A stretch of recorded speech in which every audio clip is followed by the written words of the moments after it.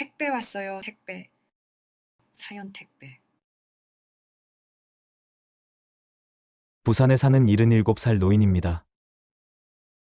늙은 사람이 보내는 이런 사연을 누가 읽어줄지 모르겠습니다만, 살아오면서 한 번쯤은 내 속 얘기를 꺼내보고 싶었습니다. 이젠 나도 누군가에게 내 이야기를 좀 맡기고 싶더군요.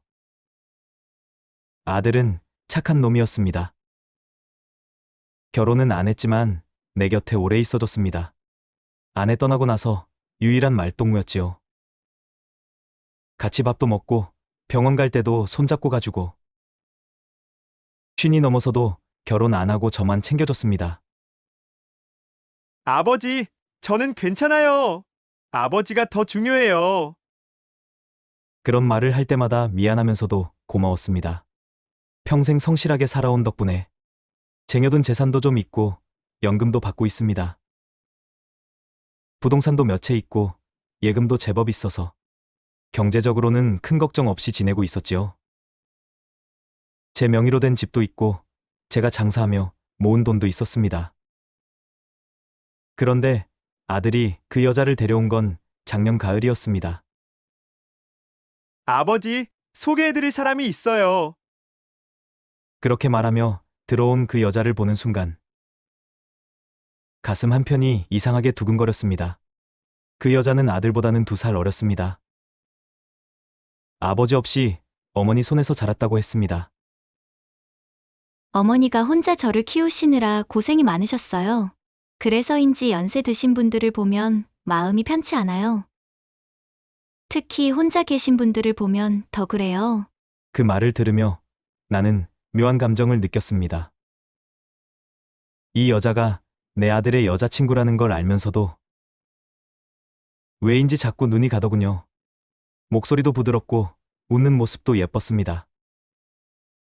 아버님, 뭐 필요한 거 없으세요? 그 여자는 자주 그렇게 물었습니다. 아들이 회사에 있을 때도 혼자 와서 혼자 계시면 심심하실 텐데 잠깐 들렀어요. 그럴 때마다 나는 괜히 옷매무새를 다듬고 머리도 빗고 면도도 깨끗하게 했습니다. 아들의 여자친구인데 왜 이러나 싶으면서도 그 사람이 오는 날이 기다려지더군요. 아버님은 젊으셨을 때 어떠셨어요? 아버님 같은 분이 우리 아버지였으면 좋았을 텐데. 아버님 손이 참 따뜻하세요. 그런 말들을 들을 때마다 가슴 어딘가가 따뜻해졌습니다. 아내가 떠난 후 처음 느끼는 감정이었습니다. 이런 감정을 느끼는 제 자신이 부끄럽기도 했지만 어쩔 수 없었습니다. 가끔 그 여자와 단둘이 있을 때면 이상한 긴장감이 흘렀습니다. 아버님, 차 드릴까요? 고맙다. 그런 평범한 대화에도 왜 가슴이 뛰는지 모르겠더군요. 아들의 여자친구는 어느새 저희 집에 와서 같이 살기 시작했습니다. 어색한 세 사람의 동거가 시작됐지요. 그런데 아들이 올 봄 아무 예고도 없이 쓰러졌습니다. 심장마비였습니다. 퇴근하고 돌아온 아들이 소파에 앉아 있는데 갑자기 숨을 헐떡이며 손을 떨더군요. 그 여자가 옆에 있었고 119도 불렀고 심폐소생도 해봤지만 돌아오지 못했습니다. 정말 말 그대로 한순간이었습니다. 아버님, 아버님. 그 여자가 제 이름을 부르며 울부짖는 소리가 지금도 귓가에 맴돕니다. 아니, 아들 이름을 부르는 소리였나요? 그때는 정신이 없어서 잘 기억이 안 납니다. 아들보다 제가 먼저 갔어야 했는데 오래 살다 보니 아들을 먼저 보낸 아버지가 됐습니다. 그날 밤 아들이 떠나고 난 뒤 우리는 서로를 바라봤습니다. 그 순간 우리 둘 다 알았습니다. 이제 이 세상에서 아들을 기억해줄 사람은 우리뿐이라는 걸. 아버님, 세상이 어떻게 이래요? 왜 그 착한 사람을 이렇게 일찍 데려가는 거예요? 우리는 말없이 울었습니다. 각자의 슬픔으로, 각자의 상실감으로. 아들이 나보다 먼저 가는 게 이런 건가 싶었습니다. 그날 이후 제 안에서도 뭔가가 무너졌습니다. 살아갈 이유가, 살아갈 의미가 사라진 것 같았습니다. 며칠을 밥도 못 먹고 입도 안 열렸습니다. 가슴이 너무 답답하고 이젠 말을 걸 사람도, 문 열어줄 사람도 없구나 싶었지요. 그때 딸에게 전화를 했습니다. 몸이 너무 아프고 혼자 있기가 무서워서요. 아빠가 많이 아파. 좀 와줄 수 있나? 딸이 말했습니다. 아빠, 요양원 가는 건 어때요? 아빠 이제 혼자니까 돌봐줄 사람도 없고. 몸도 많이 안 좋으시니까 내가 맨날 갈 수도 없고. 요양원은 좀 그런데 사람 대접도 못 받는다더라. 너는 아빠가 아프다는데 걱정되지도 않냐? 아빠, 저도 바빠요. 애들 키우느라. 그리고 요양원 요즘 좋은 데 많아요. 근데 난 요양원은 정말 싫어. 요양원은 간병인도 있고 의사도 있잖아요. 아빠가 몰라서 그러는데 거기가 더 좋아요. 막상 가보시면 아빠가 생각한 것보다 다를 거예요. 그 말을 듣고 전화를 끊었습니다. 가슴이 너무 아팠습니다. 내 자식이 이럴 줄이야. 주변 사람들한테 요양원 얘기를 들어보니 더 걱정이 됐습니다. 거기 가면 사람 대접도 제대로 못 받아요. 밥도 대충 주고 아프다고 해도 잘 안 봐줘요. 가족이 자주 안 오면 더 소홀히 해요. 돈만 받고 방치하는 곳이 많아요. 어르신들이 우울해하시다가 빨리 돌아가시는 경우도 많고요. 그런 얘기들을 들으니 요양원 가는 게 더 무서워졌습니다. 그곳에서 외롭게 죽는 모습이 눈에 선했습니다. 그런데 그 여자가 아들의 여자친구였던 그 사람이 그 집을 떠나지 않았습니다. 장례식 끝나고 제가 말했습니다. 이제 네 갈 길 가거라. 여기 네가 있을 자리는 아닌 것 같으니. 내 인생도 있을 텐데 늙은이 곁에 있을 이유는 없잖니? 근데 그 여자가 말했습니다. 조금만 더 있다가 가도 될까요, 아버님? 저도 갈 곳이 마땅치 않아요. 그리고 아버님 혼자 두고 가기가 오빠가 걱정할 것 같아요. 그러더니 다음날 아침 밥을 차려줬습니다. 된장국 냄새에 속이 좀 풀리더군요. 며칠 만에 맞는 따뜻한 밥 냄새였습니다. 아버님, 드세요. 그 말을 들으며 숟가락을 들었는데 문득 이런 생각이 들었습니다. 이 사람과 나 이제 정말 둘뿐이구나. 그날 이후 이상하게 그 사람을 내쫓는 말을 못 꺼내겠더군요. 그 이유는 하나였습니다. 몸이 너무 아팠기 때문입니다. 아들 가고 나서 저는 급격하게 무너졌습니다. 머리가 띵하고 허리는 굽고 걷는 게 힘들어졌습니다. 숨이 가빠서 잠도 제대로 못 자고 손발이 저려서 젓가락질도 못했습니다. 화장실 가는 것도 힘들어졌습니다. 병원에선 혈압이 위험하다고, 관절도 다 닳았다고, 노인성 우울도 온 것 같다고 하더군요. 가족분이 돌봐주셔야 해요. 혼자 계시면 위험합니다. 의사가 그렇게 말했습니다. 그 여자는 제 병원 기록을 다 알고 있었습니다.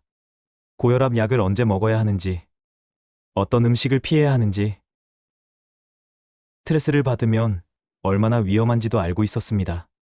그 모든 걸 그 사람이 세심하게 챙겼습니다. 진료 예약하고 병원 같이 가고 약도 잊지 않고 챙겨줬습니다. 식단도 꼼꼼히 관리해줬습니다.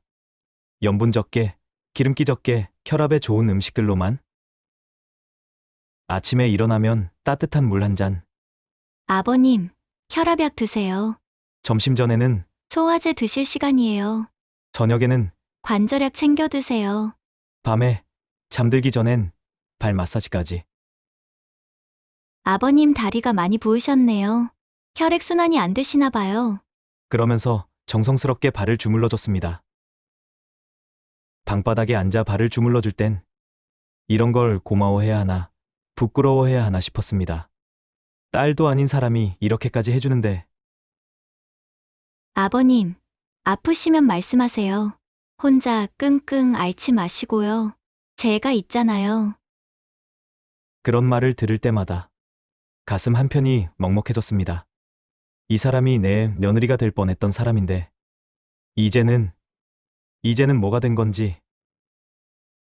어느 날 밤 잠이 안 와서 거실에 나왔는데 그 여자가 소파에 앉아 울고 있었습니다. 왜 우나? 그냥 갑자기 오빠가 너무 보고 싶어서요. 오빠 없으니까 세상이 너무 힘들어요. 그 순간 나도 모르게 그 사람 어깨에 손을 올렸습니다. 나도 그래. 나도 그 놈이 보고 싶어. 나도 무서워. 혼자 남겨져서. 그렇게 우리는 함께 울었습니다. 아들을 그리워하며 서로를 위로하며 그 순간 우리는 같은 슬픔을 나누는 사람들이었습니다.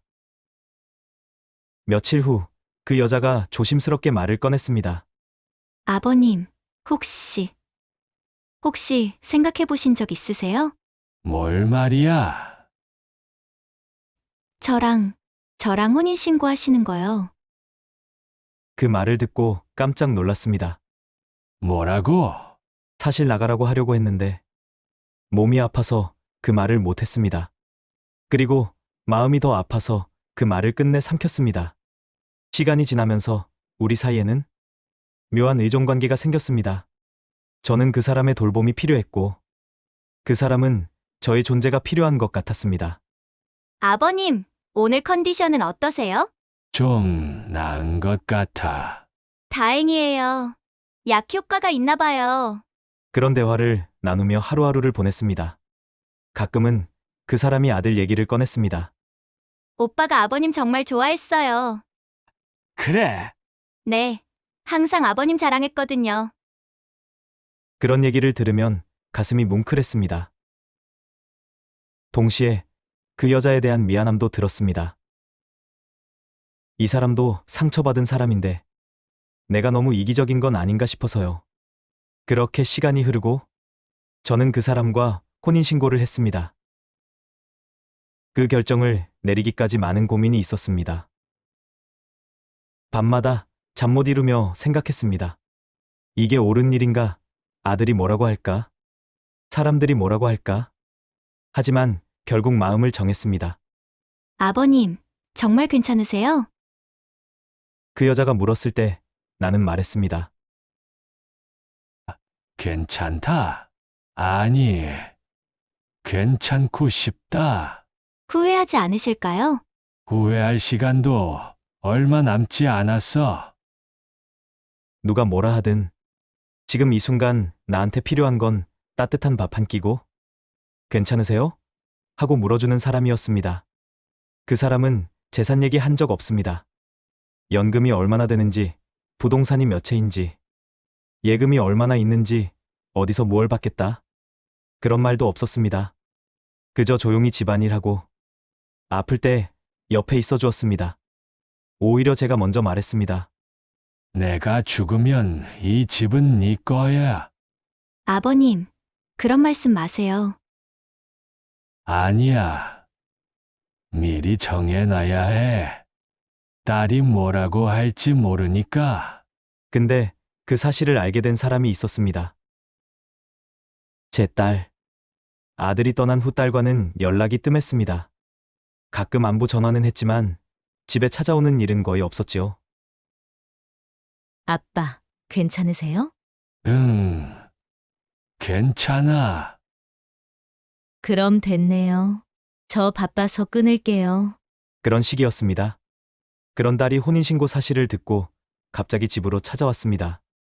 누가 알려줬는지는 모르겠지만 아마 동네 사람들 입을 통해서 들었을 겁니다. 그날 저는 문을 열어주지 않았습니다. 딸이 뭐라고 할지 뻔했거든요. 그 여자도 불안해했습니다. 아버님, 제가 나가 있을까요? 아니야. 여기 있어. 아빠, 문 열어요. 아빠, 정말 그 여자랑 결혼했어요? 아빠, 정신 차리세요. 딸은 소리를 지르며 문을 두드렸습니다. 그러더니 열쇠집에 전화를 했습니다. 우리 아버지 집인데 문이 안 열려요. 응급 상황이에요. 아버지가 쓰러지신 것 같아요. 거짓말을 해서라도 문을 열려고 했습니다. 결국 문이 열렸고 딸이 현관문을 부수듯 들어오며 소리쳤습니다.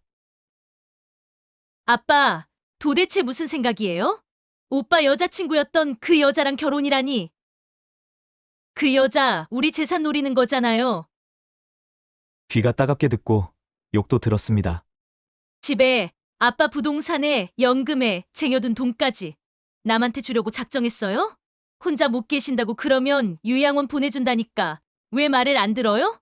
아빠가 아프다고 할 때 제가 뭐라고 했어요? 요양원 가라고 했잖아요.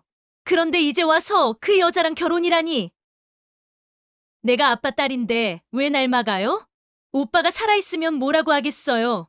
그 여자 목적이 뻔한데 왜 모르는 척해요? 그 말을 들을 때 가슴이 찢어지는 것 같았습니다. 아들이 살아있다면 정말 뭐라고 했을까요? 하지만 아들은 없었습니다. 그리고 딸은 제가 아플 때 요양원 가라고 했습니다. 딸은 나를 지킨다고, 재산을 지켜야 한다고 말하지만 정작 나는 그 말에 지쳐만 갑니다. 아빠가 아플 때는 요양원 가라고 하더니 이제 와서 재산 걱정이냐? 제가 그렇게 말하자 딸이 울면서 소리쳤습니다. 그건 그거고 이건 이거예요. 아빠 재산을 지키려는 거라고요. 지금 그 여자가 아빠를 이용하는 거 안 보여요? 그날 이후가 진짜 지옥이었습니다.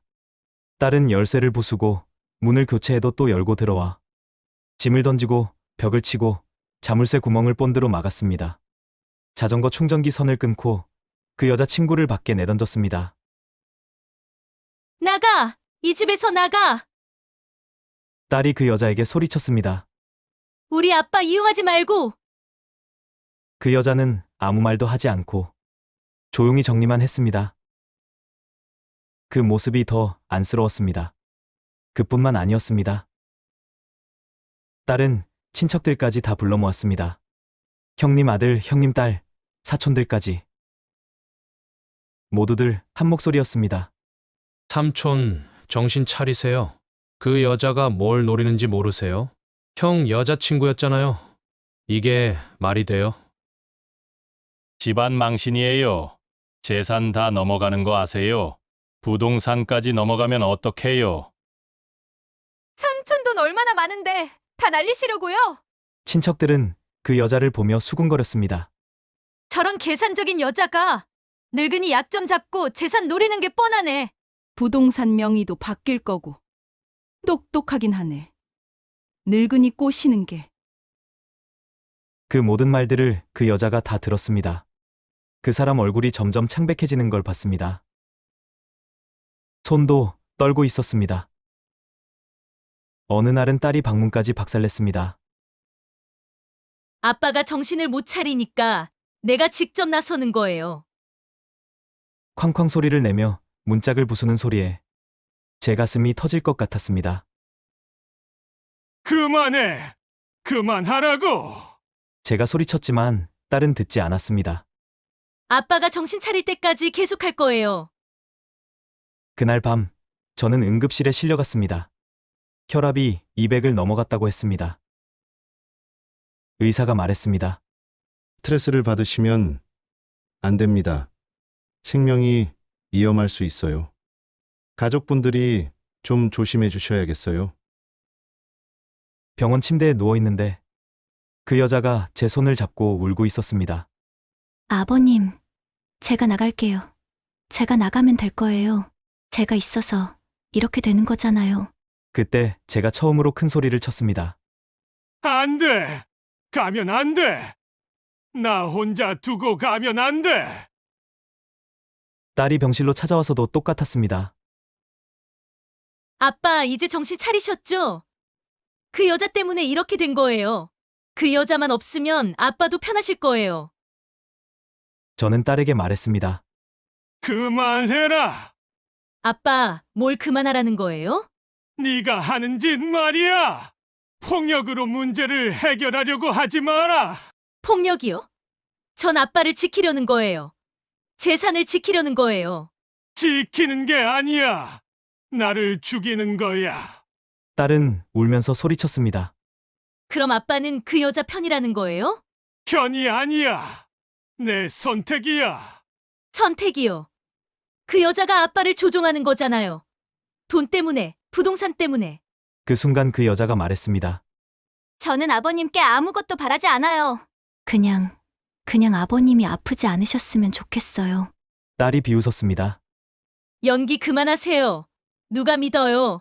연금 타려고, 재산 노리려고, 부동산 노리려고 하는 거잖아요. 아빠 돈이 얼마나 많은지 알고 접근한 거잖아요. 그때 그 여자 얼굴에 상처가 있는 걸 봤습니다.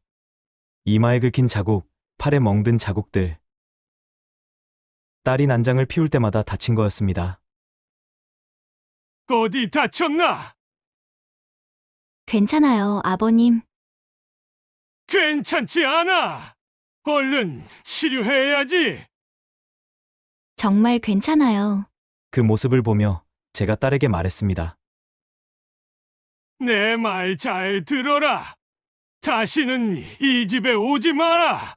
내 일에 간섭하지 마라. 그리고 이 사람한테 손대지 마라. 아빠, 내가 죽기 전까지는 내 뜻대로 살 거야. 내가 그걸 막을 권리는 없어. 내 재산이고, 내 연금이고, 내 부동산이고, 내 선택이야. 딸은 울면서 나갔습니다. 친척들도 하나둘 돌아갔습니다. 삼촌이 저러시니 우리가 뭘 할 수 있겠어요. 나중에 후회하셔도 늦어요. 재산 다 넘어가는 거 뻔한데. 부동산까지 다 날리시는 거네. 나는 계속 아팠습니다. 몸도 마음도. 병원에서 돌아온 후 며칠간은 그 여자도 저도 말을 잘하지 않았습니다. 서로 미안하고 서로 고마우면서도 어떻게 표현해야 할지 몰랐던 것 같습니다. 아버님, 정말 괜찮으세요? 괜찮아. 제가 없었으면 이런 일이. 그런 소리 하지 마. 그 여자는 더욱 조심스럽게 저를 돌봤습니다. 혹시나 제가 스트레스 받을까봐. 딸 얘기는 꺼내지도 않았습니다. 그런데려가 고마우면서도 안쓰러웠습니다. 어느 날 저녁, 저는 그 여자에게 물었습니다. 후회하지 않나? 뭐려? 나 같은 늙은이랑 살기로 한 거 말이야. 젊은 사람 만나서 새 출발할 수도 있었을 텐데. 그 여자가 말했습니다. 아버님, 저는 오빠를 정말 사랑했어요. 그런데 오빠가 떠나고 나니까 세상이 너무 무서웠어요. 아버님이 있어서 견딜 수 있었어요. 그 말을 듣고 가슴이 뭉클했습니다. 이 사람도 상처받은 사람이구나. 나만 외로운 게 아니구나. 그래도 사람들이 뭐라고 할 텐데. 상관없어요. 저는 아버님이 좋아요. 좋다고. 네. 따뜻하시고 착하세요. 그런 대화를 나누며 우리는 조금씩 가까워졌습니다. 남녀의 사랑이라고 하기엔 뭔가 다르고 가족이라고 하기엔 또 다른 그런 관계였습니다. 제가 왜 그 여자와 혼인신고를 했는지 이제 말씀드리겠습니다. 첫 번째는 요양원 때문이었습니다. 그 여자가 그러더군요. 아버님, 들어보세요. 저랑 혼인신고를 하시면 요양원 안 가도 돼요. 자식들이 아버님을 요양원에 못 보낼 거예요. 법적으로 배우자가 있으니까요. 그 여자가 차근차근 설명했습니다. 지금 상황에서는 따님이 아버님을 요양원에 보낼 수 있어요. 하지만 저랑 결혼하시면 달라져요. 배우자 동의 없이는 요양원 입소가 어려워요. 그런 게 있나? 네, 제가 알아봤어요. 혼자 계시니까 자식들 마음대로 할 수 있지만 배우자가 있으면 그럴 수 없어요. 이 여자가 이런 것까지 생각하고 있었구나. 거기 가면 말 붙일 사람도 웃어줄 사람도 없습니다. 새끼 밥은 주겠지만 마음은 비워야겠지요. 그렇게 살다가 그렇게 죽는 건 너무나 허무할 것 같았습니다. 그리고 솔직히 말하면 저도 무서워요. 아, 뭐가? 혼자 살기가요. 오빠 없으니까 세상이 너무 무서워요. 아버님이랑 함께 있으면 서로 의지할 수 있을 것 같아요. 그 여자 목소리가 떨리고 있었습니다. 저도 갈 곳이 없어요. 친척도 별로 없고 친구들도 다 결혼해서 바쁘고 오빠 없으니까 정말 혼자예요. 그 말을 듣고 가슴이 아팠습니다. 이 사람도 나만큼 외롭구나. 아버님 생각은 어떠세요? 억지로 하시라는 건 아니에요. 그냥 생각해 보시라는 거예요. 그날 밤 잠을 못 이뤘습니다. 이게 옳은 일인가? 아들이 뭐라고 할까? 사람들이 뭐라고 할까? 하지만 한편으로는 그 여자 말이 맞다는 생각도 들었습니다. 두 번째는 그 여자도 보호해주고 싶어서였습니다. 이 사람도 갈 곳이 없고 의지할 사람이 없었습니다. 서로 의지하며 살면 되지 않을까 싶었습니다. 세 번째는 솔직히 말하면 그 사람이 좋았기 때문입니다. 아들의 여자친구였지만 이제는 그런 것도 상관없다고 생각했습니다. 아들도 없는데 뭐가 중요하겠습니까? 그래서 붙잡았습니다. 이 사람과 함께 살고 싶다고. 내가 늙은이로 살다 가는 게 아니라 사람답게 하루하루 살고 싶다고 말입니다. 저는 압니다. 그 여자가 내 재산을 노렸는지, 연금을 노렸는지, 부동산을 노렸는지는 모르겠습니다. 하지만 지금 이 순간만큼은 그 사람이 내 남은 삶을 지키려 했던 사람이라는 걸. 그리고 어쩌면 나도 그 사람의 남은 삶을 지켜주고 싶었는지도 모릅니다. 지금도 딸은 가끔 전화를 합니다. 아빠, 정신 차리세요. 그 여자 목적이 뭔지 몰라요? 재산 다 넘어가는 거 아세요? 부동산까지 다 넘어가면 어떡해요? 아빠가 돌아가시면 저희는 뭘 받아요? 그럴 때마다 저는 말합니다. 네가 필요할 때 옆에 있어줬다. 내가 아플 때 돌봐줬냐? 요양원 가라고 한 게 누구야? 그러면 딸은 울면서 전화를 끊습니다. 친척들도 마찬가지입니다. 가끔 안부 전화를 하면서 삼촌, 그 여자 조심하세요. 재산 관리 잘하세요. 그런 말만 합니다. 하지만 저는 이제 알고 있습니다. 목적이 뭐든 상관없다는 걸. 지금 이 순간 내 곁에 있어주는 것만으로도 충분하다는 걸. 그 여자는 지금도 저를 돌봅니다. 아침에 일어나면 잘 주무셨어요? 밥 먹을 때는 많이 드세요. 약 먹을 시간이면 약 드실 시간이에요. 밤에는 편히 주무세요. 그런 일상이 저에게는 큰 위로가 됩니다. 누군가 나를 걱정해주고, 누군가 나를 챙겨주고, 누군가 나와 함께 있어준다는 것. 가끔 그 여자가 말합니다. 아버님, 오빠 생각 많이 나세요? 그럼 매일 생각하지. 저도요. 매일 생각해요. 그럴 때 우리는 함께 아들을 그리워합니다. 각자의 방식으로, 각자의 마음으로. 어떤 날은 그 여자가 아들 사진을 보며 웁니다. 오빠, 미안해요. 아버님이랑 이렇게 살고 있어요. 그런 모습을 보면 가슴이 아픕니다. 이 사람도 죄책감을 느끼고 있구나. 미안해할 것 없어. 그 놈도 이해할 거야. 정말요? 그럼 우리 둘 다 외로우니까 함께 사는 거지. 그렇게 서로를 위로하며 살고 있습니다. 요즘 제 건강이 많이 나빠졌습니다. 걷기도 힘들고 기억력도 떨어지고 가끔은 그 여자 이름도 까먹을 때가 있습니다. 그럴 때마다 그 여자는 웃으며 말합니다. 괜찮아요, 아버님. 천천히 생각해보세요. 그런 인내심이 고맙습니다. 다른 사람 같으면 짜증냈을 텐데 이 사람은 항상 웃으며 기다려줍니다. 병원에서는 시간이 얼마 남지 않았다고 합니다. 그래서 더욱 이 시간이 소중합니다. 혼자였다면 무서웠을 텐데 이 사람이 있어서 덜 무섭습니다. 아버님, 무서우세요? 좀 무섭지? 저도 무서워요. 아버님 없으면 어떻게 살지? 그런 대화를 나누며 우리는 서로에게 의지하고 있습니다.